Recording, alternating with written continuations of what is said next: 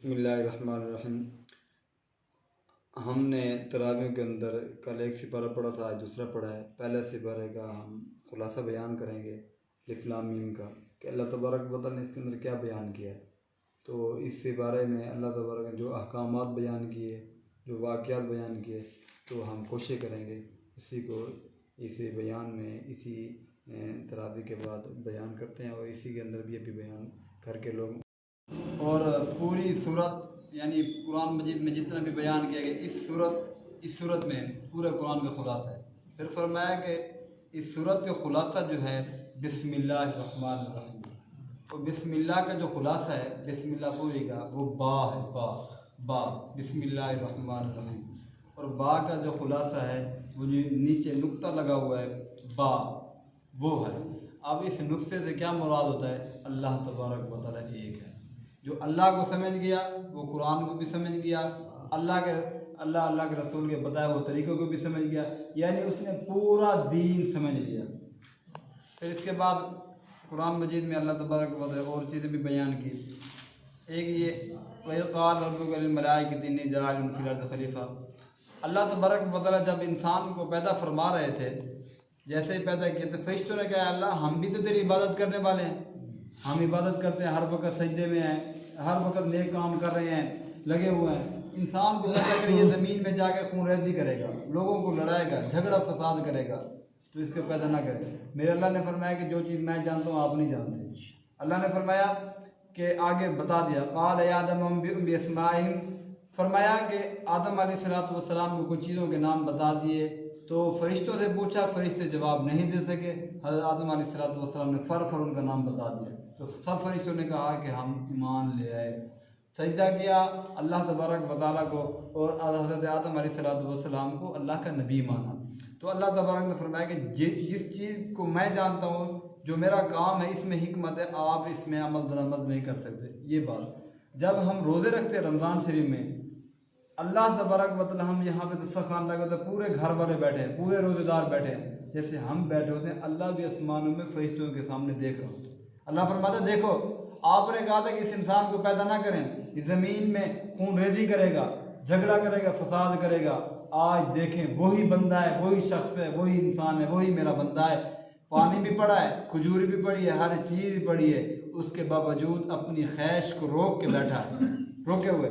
जब तक मेरा हुक्म नहीं आएगा वो अंदर एक चीज़ का यानी कोई चीज़ भी पेट में नहीं लेके जाएगा। जब मेरा हुक्म आएगा तो फिर रोज़ा खोलेगा, जब मेरा हुक्म आएगा तो खजूर खाएगा, जब मेरा हुक्म आएगा तो पानी पिएगा। देखो आप कहते हैं कि ये इंसान खून रेजी करेगा, आज वो इंसान है सिर्फ मेरे हुक्म की इंतजार करता है।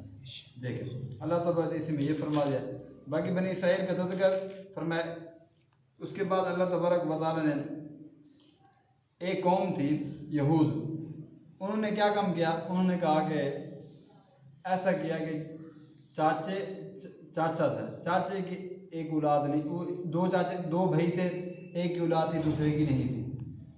जो दूसरा था जिसकी औलाद थी, उनको बेटों ने कहा कि हम ऐसा करते हैं कि इसको मार देते हैं, जब मार देंगे तो विरासत जज़ाद हमें मिलेगी। तो उन्होंने क्या काम किया? उसको मार दिया। मारने के बाद अब पड़ा, अब ये पता नहीं चलता कि इसको मारा किसने है।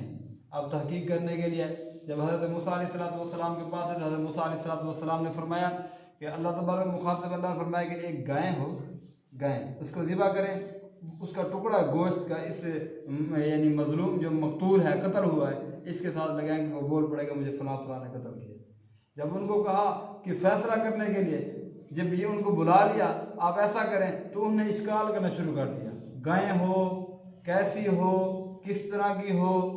इस पर एक और बात लंबी हो जाएगी, एक बहुत बड़ी बात है कि जब गाय खरीदें किस तरह की हो, कौन सा रंग हो, फिर अल्लाह बता रहे कि फ़लाँ रंग हो, फ़लाँ किस्म की हो, ऐसे ऐसे। जैसे ही शर्तें लगा दे कोई उदास भी बढ़ देगी, तो ऐसी शर्तें लगाई। अल्लाह ने फरमाया कि अगर उस तरह की गाय मिलेगी तो ज़िबा करने, वरना गाय को ज़िबा न करना। अब उस इलाके में, उस शहर में, उस मुल्क में एक ही गाय थी, वो उस बच्चे के पास थी। अब देखें मज़े की बात, देखें बच्चा वही गाय चराने के लिए गया, जब गया तो फरिश्ता आ गया। बात सुनने की है, फरिश्ता आ गया, कहा कि गाय बेचनी है। तो मैं अपनी माँ से पूछूंगा, फिर माँ के पास गया, माँ ने कहा नहीं बेची, पापा से नहीं बेची। 2 दिन 1 दिन 3 दिन बाद फरिश्ता दोबारा आया, 1 लाख लगा के कहता कि 2 लाख ले ले। फिर मैं अपनी माँ से पूछूँ तो फिर माँ के पास, माँ कहना नहीं बेची, क्या नहीं बेची। हफ्ते बाद फिर आ गया फरिश्ता, पूछा कि गाय बेचनी है, तो मैं अपनी माँ से पूछूंगा, माँ से पूछेगा नहीं बेचनी। 5 लाख, हत्ता कि 10 लाख तक, मिसाल दे रहा हूँ, उस वक़्त का जो रोया सिक्का था उसी के मुताबिक ये डबल ट्रिपल यानी 4-5 मरतबा ऐसा है कि उस गाय की रेट लगा और रेट भी बढ़ के लगा। तो क्या मैं नहीं बेचा, माँ से पूछ के माँ ने नहीं बेचा। अपनी माँ की हुक्म की पाबंदी की, अपनी माँ का अदब किया, अल्लाह ने क्या मकाम अता फरमाया। उस गाय को मुख्तलिफ रिवायात, एक रिवायत के मुताबिक उस गाय के चमड़ा उतारा गया, चमड़ा उतारने के बाद उसके अंदर अशरफियाँ, दिरहम, दनानीर, सोना रखा गया, उसको भर के बच्चे को दिया गया, एक रिवायत।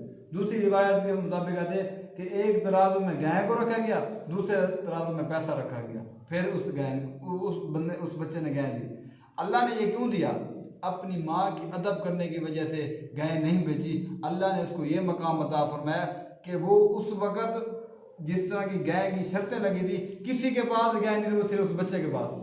इस वजह से गाय तो वही सिफा करने थी, अब उसकी कीमत इतनी बढ़ गई। एक तो ये कि माँ बाप का अदब करना चाहिए, माँ बाप के अदब करने की वजह से अल्लाह तबारक व तआला ये रिज़्क़ भी देंगे, हर खुशहाली अता फरमाएंगे। दूसरी बात है कि अल्लाह ने जो हुक्म दे दिया है ये करो, फिर करो, फिर नहीं है कि ऐसे करें, जैसे करते जाओ ऐसे फंसते जाओ। इस वजह से जैसे किसी को सवाल अल्लाह किसी से पूछे ना, हिसाब किताब ना ले, अगर हिसाब किताब लेना शुरू करते तो फिर कोई बंदा भी जन्नत में नहीं जाएगा, कोई बंदा भी नहीं जाएगा।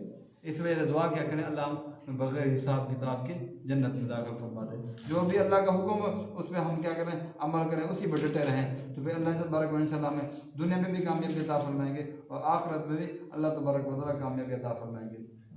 आगे ये आयत मानसक मिन आयत मिना, एक आयत ये है कि अल्लाह तबारक व तआला कोई हुक्म ले के आते हैं ना, हुक्म जब हुक्म आता है तो उसको तब्दील कर दें। अल्लाह तबारक व तआला की हिकमत बसरत हमारे इख्तियार में नहीं है कि हम के ये पहले था अब बाद में। अल्लाह ने बता दिया ऐसा करना है तो हम करेंगे, अल्लाह ने फरमा दिया नहीं करना तो हम नहीं करेंगे।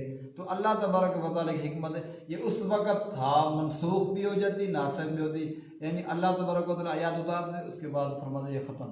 लेकिन आज के दौर में अगर कुरान पर कोई हरीफ करता है, कुरान को छेड़ता है, तो वो ऐसा है कि अपने ईमान से हाथ धो दे। ये जो कुरान है अल्लाह ने फरमाया इसमें कोई जो है आप सल्लल्लाहु अलैहि वसल्लम चले कि अब इस कुरान के अंदर कोई रद्द बदल नहीं होगा। कोई बंदा रद्द बदल करेगा तो अपने ईमान से हाथ धो बैठेगा। क्यों? क्योंकि नबी ने आना नहीं, आखिरी नबी आप सल्लल्लाहु अलैहि वसल्लम है। तो इस ऐसा कोई वली नहीं है जो अल्लाह तबारक व तआला फरमाए कि कुरान मजीद में ये रद्द बदल करो। तो इस वजह से हमें चाहिए कि कुरान मजीद को दिल से लगाएं, सीने से लगाएं। जो लोग कुरान की इज़्ज़त नहीं करते, कुरान को तहरीफ़ करते हैं, कुरान पर रद्द बदल करते हैं, उनको समझाना चाहिए, उनको हिदायत दुआ के अल्लाह उनको हिदायत दे दे। अगर उनके हक़ में हिदायत है, अगर हिदायत नहीं है तो अल्लाह तबारक व तआला उनको तबाह व बर्बाद फरमा दे। फिर उसके बाद अल्लाह तबारक व तआला ने फरमाया कि जो मेरे दीन से बेदीनी में चला जाता है, वमन यरग़ब अन मिल्लति इब्राहीम इल्ला मन सफ़िह नफ़्सह, फरमाया कि इब्राहीम अलैहिस्सलाम का दीन भी अच्छा है। तो आप सल्लल्लाहु अलैहि वसल्लम का जो दीन है इब्राहीम अलैहिस्सलाम के दीन के साथ मिलता जुलता है। यानी हज़रत इब्राहीम अलैहिस्सलाम दौड़े, हम भी उम्रा करना चाहते हैं दौड़ते हैं। तो इब्राहीम अलैहिस्सलाम ने कुर्बानी की, हम भी कुर्बानी करते हैं। हज़रत इब्राहीम अलैहिस्सलाम की घरवाली ने वो सफ़ा मरवा के दरमियान दौड़ी, फिर हज़रत इब्राहीम अलैहिस्सलाम ने पत्थर मारे। तो जो हज़रत इब्राहीम अलैहिस्सलाम की शरीयत में थे तकरीबन अक्सर आप सल्लल्लाहु अलैहि वसल्लम की शरीयत में भी वही है, उसी पर यानी अमल किया करें। दुआ है कि अल्लाह तबारक व तआला तमाम बातों पर अमल करें।